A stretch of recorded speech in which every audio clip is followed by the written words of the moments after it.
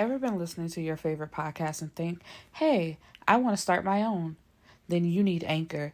It's the easiest way to make a podcast. Let me explain. First, everyone's favorite word free. There's creation tools that allow you to record and edit your podcast right from your phone or computer. Anchor will distribute your podcast for you so it can be heard on Spotify, Apple Podcasts, and many more. You can even make money from your podcast with no minimum listenership. It's everything you need to make a podcast in one place. Download the free Anchor app or go to anchor.fm to get started. Hi guys, before we start this episode, I do just want to inform you guys that I am sick and I'm very nasally, so I'm sorry for how I sound. But I still wanted to put out an episode this week, so let's get into it. Savant Black is a protector, more logic than emotion. He places emphasis on his present reality above all. When his sister suggests he speak with a life coach, Savant doesn't believe she will be capable of opening his eyes and mind to any life-altering revelations. However, the longer he works with Addison, the more Savant realizes his need to feel so little, comes from desiring so much. Addison Gray takes pleasure in helping other people rewrite their life stories because she was forced to rewrite her own. When one of her most difficult yet rewarding clients recommends her services to Savant Black, Addison isn't prepared for the attraction she feels towards him. No matter how hard they try to remain professional, things eventually turn personal, especially when a problem from Addison's past pummels into her present. When secrets are exposed and plans of betrayal unfold, Savant commits to protecting Addison's body while she protects his heart. For a man like Savant, loyalty and honesty are everything. Will the lies that Addison built her new life on ruin their relationship before it fully begins? Or will she be the reason he learns to prioritize love over logic and everything else? So, guys, like I said, I'm sick. So if you hear some rustling going on, I'm literally laying in my bed as I'm recording this. But the book for today is Under His Protection, Saved by a Black Mafia OG. This is Savant's story, who he's the oldest brother out of the gang, and this is part 4 of a 7-part series. At one point, it was just 5, but then she added on 2 more books. Oh, I'm so sorry.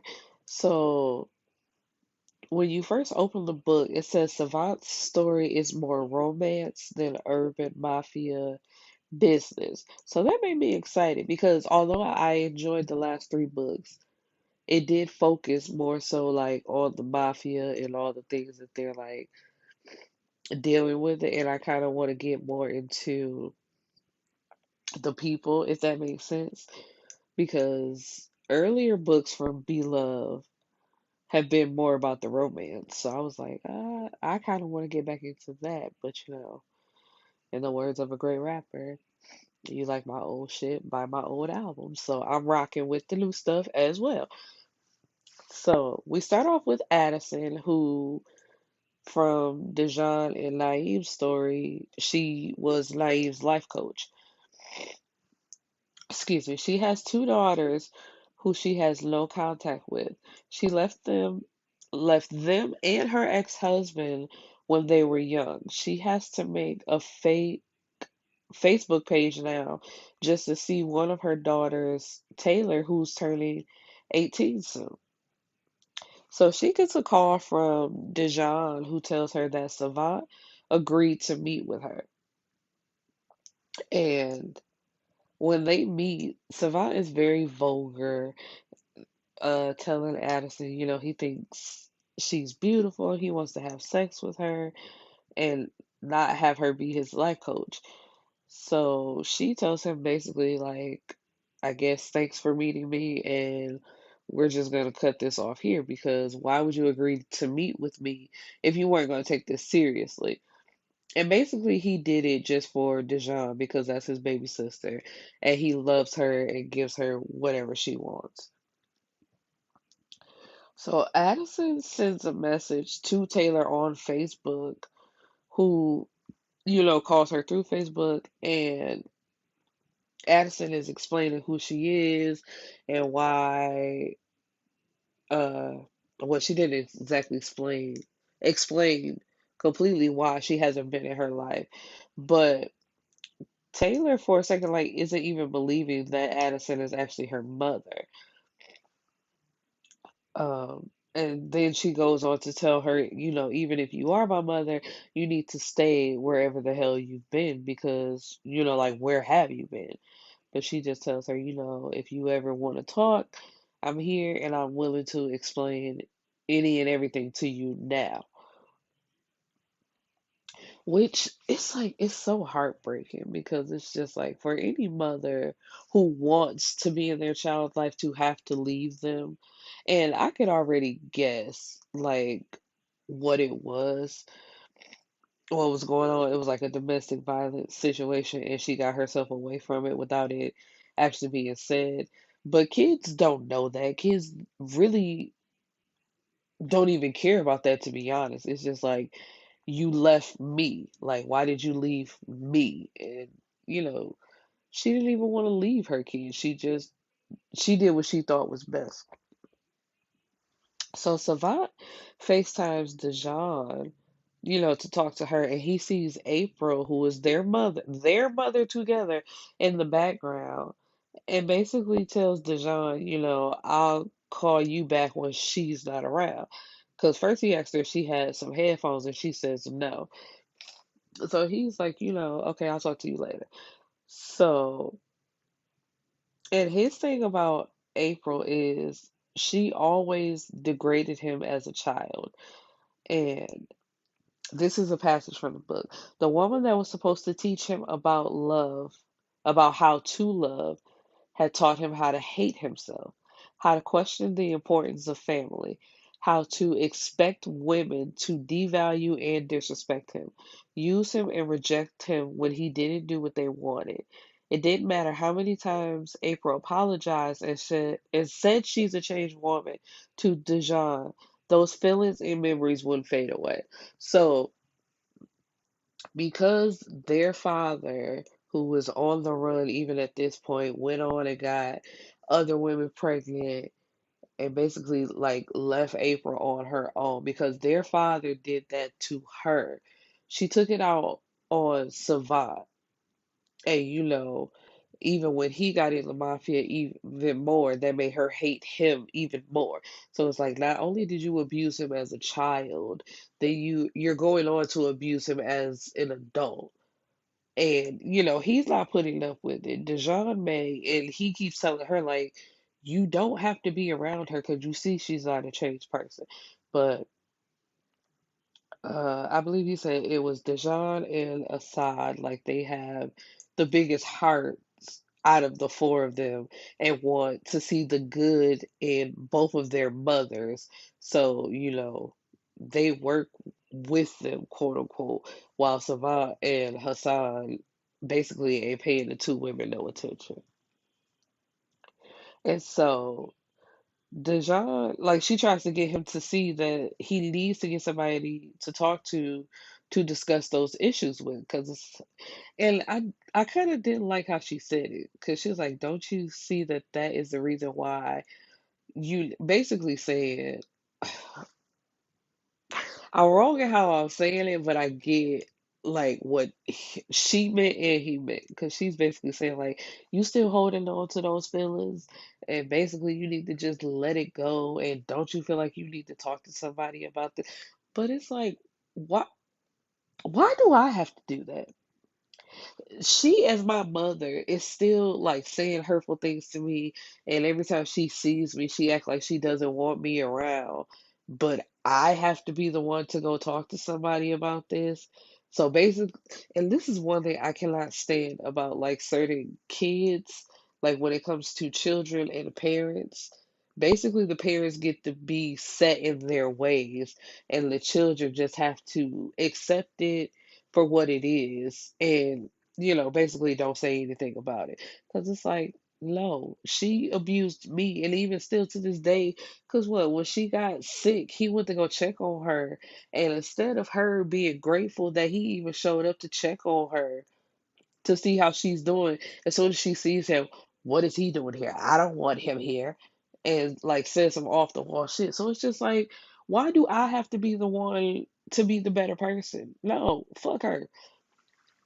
But like I said, once again, because uh he loves Dejan and that's his baby sister, he agrees to it. And what did she say? She said, I know you'll never respect her because you'll never understand why she did what she did to us. And it's like, you're right, I will never understand because everybody isn't perfect and they don't have to be, but you still have to realize, like, as a child, you were the one who decided to have children. So because you had a son with this man and this man did you wrong, you turn around and took it out on your child. I don't have to understand that. You don't even apologize for that. And even when Dejan says she does apologize, she apologizes to Dejan. She never gave Savant those apologies. So it's like, what? Why is this being put off on me? But anyway, Savant gets a face like a Zoom call from a woman who is asking the mafia for help. And he wants to know why they have to meet on Zoom and why they couldn't meet in person. So this woman says she can't come back to Memphis. Well, that's what she's been told. So he tells her, start from the beginning. Uh, why are you in danger? What's going on? So she says she's not sure what's going on anymore, but 10 years ago, she was shot, raped, and left for dead. Her sons were killed, and she thought her husband was going to be killed too. Her father convinced her to leave the country for her family's safety while he fixed everything. He's been saying he will let me come back home when it's safe to do so, but it's been 10 years, and she doesn't think like that will ever be the case. I think my father is hiding something from me, and I don't believe I can trust him anymore. He told me that my husband was arrested for murdering who did this to us, but that he was out now. I've been trying to come back home for a little over a year, and he won't let me. I wanted to know if the Black Mayhem Mafia could offer me some type of protection if I came back to see what was going on for myself. If not, could you please look into this for me? At the least give my husband a message for me. Excuse me. I don't want him to think I haven't tried to come back to him. Essentially, I've been held here by my father and I don't know what to do. So, Mayhem asks her, your husband doesn't know that you're alive, or does he know that you're alive? And she says that he should. Her father never told her otherwise. And it's like, he can tell who she is, but it's just like it's killing him to even ask. And I was like, as soon as she gave all that information, I knew who she was too. And this is Naeem's wife, who he thought was dead, or who he was told was dead. And so he tells her, because when she's like, my father's name is Cordell, what is this? Faulkner, and my husband is Naeem Cassidy. I'm Destiny Cassidy. Do you know either one of them? And he tells her, you're supposed to be dead. And everybody in Memphis believes that she's dead. So he's going to be sending her or sending someone to her to, get her DNA and confirm her identity. And once that's confirmed, they will go from there. So he, first he talks about it with Addison, and then he goes to see Dejan because it's just like, I don't want my sister to be blindsided by this, but he's not going to tell Naeem until it's confirmed. And, when he goes to let Dejan know, he also keeps it real with her. Like, if she's alive, you know there's a chance that he will want to be with her, right? And she nods and says, yes, he's allowed that if that's what he wants. I will let him go freely. I know this sounds foolish, but that was 10 years ago. They aren't the same people anymore. I think what we're building means a lot. And which I get, because it's just like, if somebody which I don't get why this is a recurring theme in novels. It's like people who are supposed to be dead coming back from the dead. How do you expect to just go back into what that life was? Like, basically, they have held themselves in a capsule, excuse me, and think when they pop back up, things are just going to go back to how they used to be.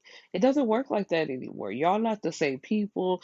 These people have thought that you were dead, so they have obviously moved on with their lives, and you don't just get to come back and jump back in your spot, basically. But Dejan knows how much Naeem loved his wife and loved his family because the nigga went on a killing spree. So obviously he loves them a lot. So she stands up and says, the fuck am I saying? Of course he's gonna want to be with her.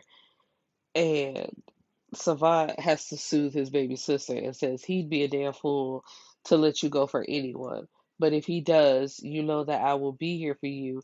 I got you always. And it's like I love family members for that, but it's like this not the same. This is a romantic relationship. We're family. So yeah, you'll be there for me and pick me up, but you are not my romantic partner. It's not the same. So Savant agrees to really work with Addison this time, and he signs on with her for a year. So they sign a contract together for a year, and he even pays double to have 24 access to her.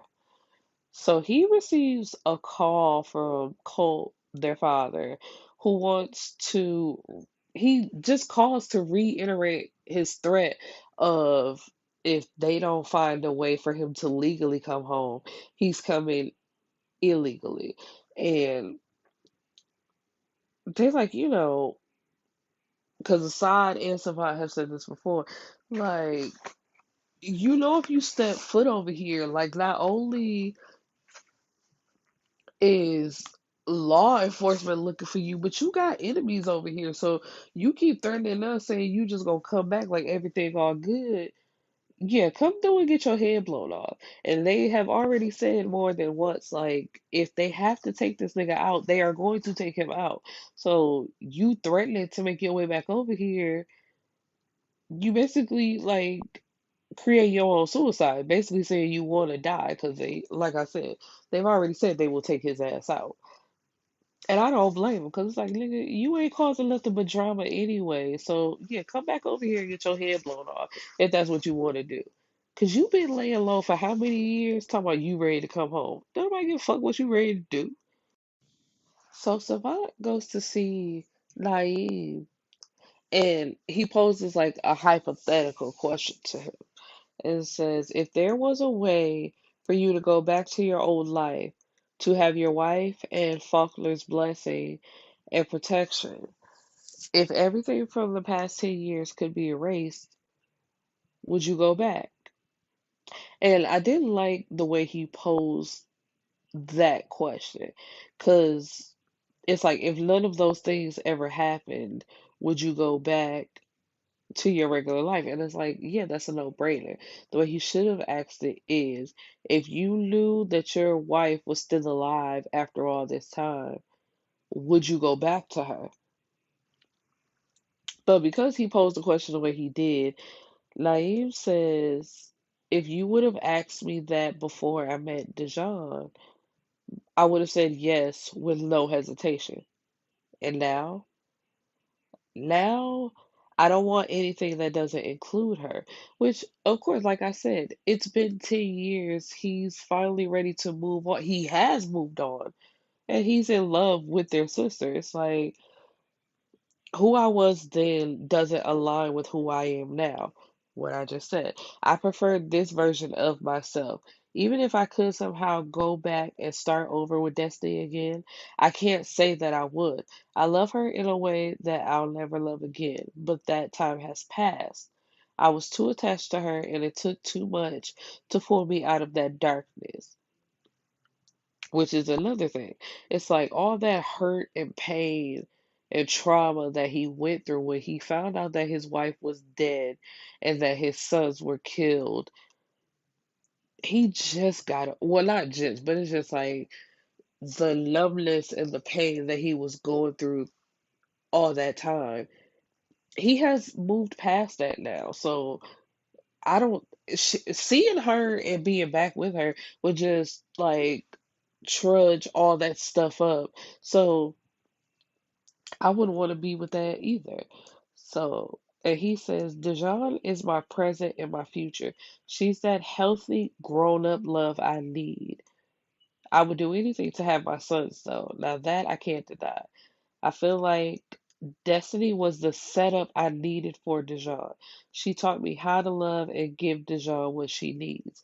I don't want to give another man that opportunity. She belongs with me.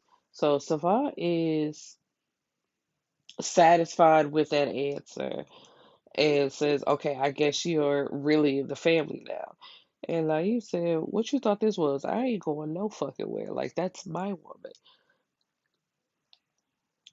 And so, while working together, Addison, like, one of the things she tells Savant he needs to do is to learn how to put himself first. Because as the big brother and him going to jail for Hassan, he's always about family and being their protector, and his role in the mafia is the godfather, like the OG. And she tells him, like, you have never stopped to put yourself first, and that's something you need to work on. Um, and so there it's very sexual, like between Addison and Savant. And while she's trying to work with him, he got her like pressed up against the wall, like kissing on her, and she's like, this is very unprofessional. And he tells her after their session that day, she's fired, and to find him another, well, specifically a male life coach, because he wants her and he wants to be with her. So if their professional relationship can't work, find him somebody else, but he's going to have her. Excuse me. And she tells him, you can't fire me. I'm the best life coach in the South. He said, I'm not denying that at all, but I would much rather have you as my woman. So, they're starting to date, getting to know each other, and it's great, wonderful, whatever. So he takes her to a hotel because he's treating her to like a concert of her favorite artist. What's that man's name? Kim. Uh, but anyway, there's a piano in the room, and like she's touching the keys, and he asks her, do you play? And she says she used to. So when he asks why she stopped, she tells him that she used to be married and her husband was abusive. They divorced a little over 8 years ago, and he was possessive, he was a bully, like I said, he was abusive, and he cheated on her first, but then when he found out she cheated, that's when he began to abuse her. He would beat her every time he found out she was playing the piano. So, she wasn't playing at home anymore, but she would play in churches and the music stores, and every time he found out, he would take a ruler to her knuckles and like hit them until they were red and swollen. So she hasn't played the piano in 9 years. So of course when Savant hears that, he says, like, what's the nigga's name? Where can I find him? Because it's a wrap for her. She's like, no, don't worry about it. I'm just letting you in on my past to let you know some things about me, but don't worry about it. Oh, excuse me. So, but Savant ain't listening. He like, I'ma find that nigga and whoop his ass. So, oh, excuse me. But the one thing about her ex-husband is he's a dirty cop and he's in a family of dirty cops. So that's another thing like going against her when it comes to him. So Addison sent Taylor a gift for her 18th birthday. And, she's been at her office all day waiting to hear from her, to see if she's going to call, to tell her that she likes it, just hoping for some sort of response from her. But when she sees, like, Taylor should have been said something by now, and she wasn't going to, like, she kind of loses hope. But Taylor calls her while she's in the car with her dad, saying, I love the gift. Everybody was hating on me, and thank you so much. And then, but while they're on the phone, her dad asks, like, who are you talking to? And Addison was like, I thought I told you don't tell him that I've been trying to contact you. So her dad snatches the phone from her, and when he hears her voice, he asks her, like, have you lost your fucking mind? But then she hangs up and, like, quickly leaves her job and goes home. Oh, excuse me. And while she's waiting for Savant to shows up, she opens the door, thinking it's him, but it's really her ex-husband. And it's just like, girl, if the man is as crazy as you have been describing him to be, why would you think after he heard your voice he wouldn't show up? And she tells him, I've taken self defense classes, so I will fight you back now. And he says, she asks him, how did you find me? He says, I've always known where you've been, but as long as you stayed away, we were cool. But now that you decided to reach out, uh, to my daughters, now it's a problem. And I don't get it. It's like then he leaves and Savant shows up and she doesn't say anything about it. It's like, why would you not tell him about this? Like, she knows Naeem's life and what he did, and she knows about the mafia, so she knows what they do. It's like, why don't you trust him enough to let him help you? Like, you've let him basically into your heart and into your body, but you won't let him do what he's basically great at even, which is protecting people. Like, and she knows how Savant feels about parents who abandon their children. So she hasn't told him that she even has kids because she feels like as soon as she tells him that she has two kids, but she hasn't seen them in over 8 years, he's not gonna want to be with her anymore. But it's like, sweetheart, what he grew up in his situation and what you had to do are literally not the same thing. So you kind of like counted him out without even giving him a chance. So 3 days later, Savant like hasn't seen her, so he tells her, "I'm about to pull up on you." Cause I'm tired of this. And she sends him the location to a hotel.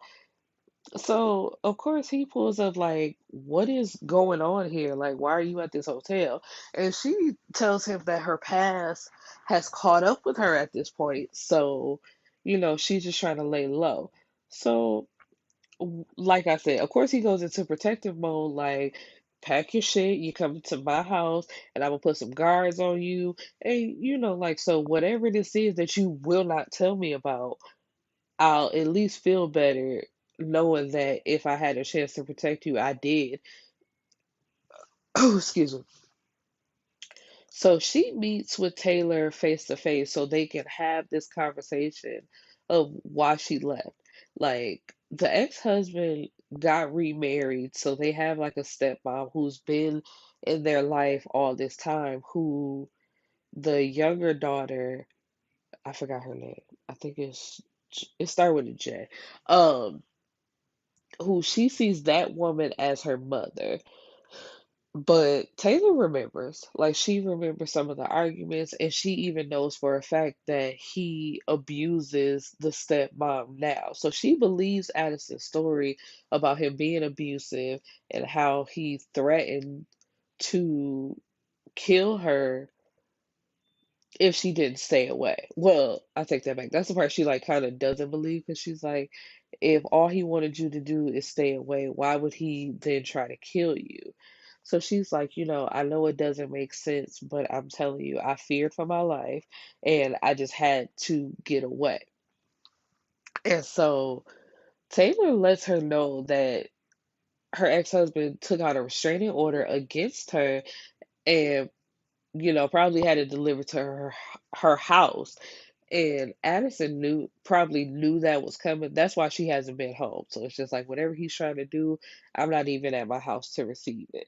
So she takes Addison home and like parks maybe down the street from the house and tells her, when you go back in the house, just pretend everything is cool. You almost graduated and you'll be out of the house free and clear. Like don't do nothing crazy. But Addison tells her, you just dropped this whole bomb in my lap, and I know for a fact how grimy this nigga is. So you want me to try to play like it's cool? And she's like, yes, because I still want to fight for legal custody of your sister. So just play it cool. And when she gets home, did she get home? Yeah, when she got home, sorry.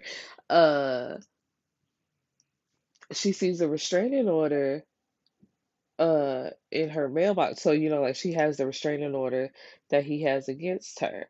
And so now it's time for her. Oh, my bad. And another thing, so cops come to Savant's restaurant. That's what it was. My bad. I'm in order. I got it together. Uh to his restaurant with a warrant looking for Addison. So he calls her and they have the conversation. She comes to his house. That's what it was. Boom, bow.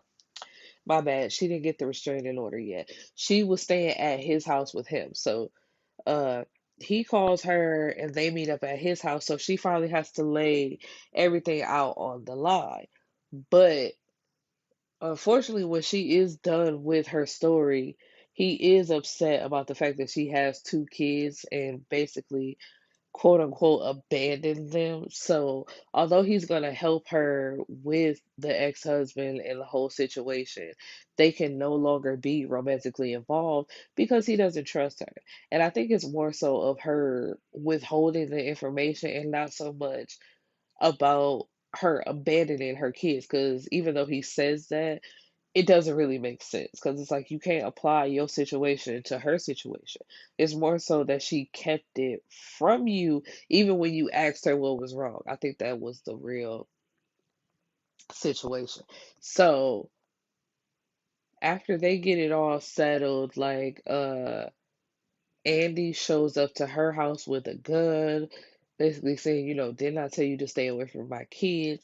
And she tells him, like, I told Taylor the truth about how you killed your wife before me and your girlfriend before me, and nobody ever found the bodies. So, she knows the truth already.